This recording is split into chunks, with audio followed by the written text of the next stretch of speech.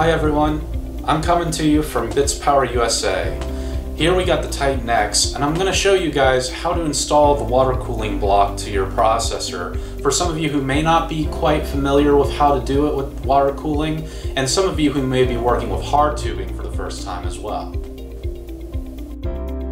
For this demo, we're going to be using the ASUS ROG Strix X570-E gaming motherboard. We also recommend that you have all accessories and fittings ready for installation. Your Titan X comes with the base CPU mounting hardware pre-installed on the motherboard. This will allow you to install your CPU right away. You can then apply your thermal paste and mount the Bitspower CPU block. Take your washers and place one on each screw surrounding the water block. Now you'll want to pull out the springs from your accessory kit and place them on top of the washers. For the last step, we'll be topping off this process with your thumb screws. Take a thumb screw and thread it lightly on top of one of your mounting screws. Repeat this process for the other three in a crisscross pattern. Once they're all on, continue tightening them one at a time until you encounter firm resistance. As a general guideline, you want there to be visual gaps in the coils on the springs. When you're done, it should look like this. Now that you have your water block installed, we can now move on to the piping. You'll be taking them and fitting them across to the water reservoir. In your accessory kit, you will have two of these hard tubing attachments. For this particular setup, we'll also be using 4 fittings that should be labeled as B1 in your instruction manual.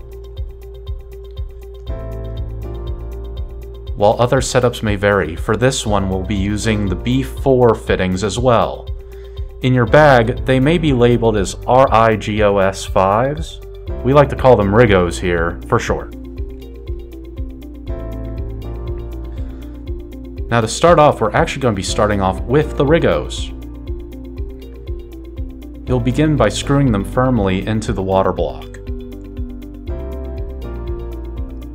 Once they're in there, you'll want to make sure that the holes are oriented furthest away from the water reservoir as you can. We'll then take your B1 fittings and place them atop on the RIGOS.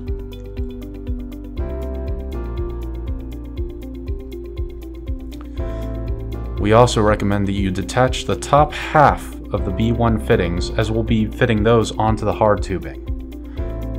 Flip them upside down so that you can catch the O-ring that would fall out inside. There's an additional O-ring on the inside of your B1 fittings that you'll want to make sure is pushed furthest down in order for the hard tubing to fit securely within the fitting. Now that you have them fastened, we're going to do the same thing over here with the water reservoir. For this, we only need the B1 fittings, but you're going to repeat the same process of taking the tops off and securing the base onto the water reservoir. Once you have those all fitted in, they should look like so. Now you're going to take your hard tubing and the tops of the B1 fittings that we mentioned before, and we're going to line them up onto the tube before we secure them onto the water block and reservoir. To begin, place the top cap of your fitting in first, followed by the little O-ring that you're going to slide in onto the tube. We're going to repeat the same process on the other end of the tube as well. When you're done, it'll look like this.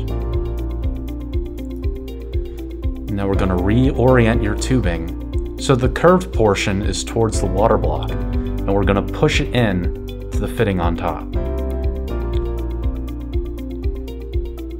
It should pop in fairly easily, and once it is, you can then screw the top cap to secure it down. Now the nice part about having the RIGOS in this particular setup is it can twist and turn so that you can push in and align your tubing towards the reservoir without adding any unnecessary strain to the tubing. And you should push in and get a satisfying pop like you're seeing here in the video. Once it feels secure, you can then begin to tighten the top cap of your B1 fitting on the reservoir to secure your hard tubing in place. Double check your settings to make sure everything is secure and aligned properly. And you should be good to go. You're going to repeat the same process for your top pipe.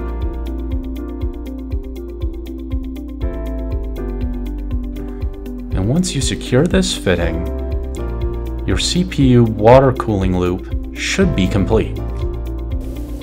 Alright guys, if you followed this video from beginning to end, you should have successfully installed your CPU water block to your Titan X. Now keep in mind, for those of you who may have the Titan 1 unit as well, these same rules apply because it's the same type of fittings, just different setups may vary depending on which motherboards you guys have. We hope this video was informative, and we hope to see you again real soon here at Bitspower USA.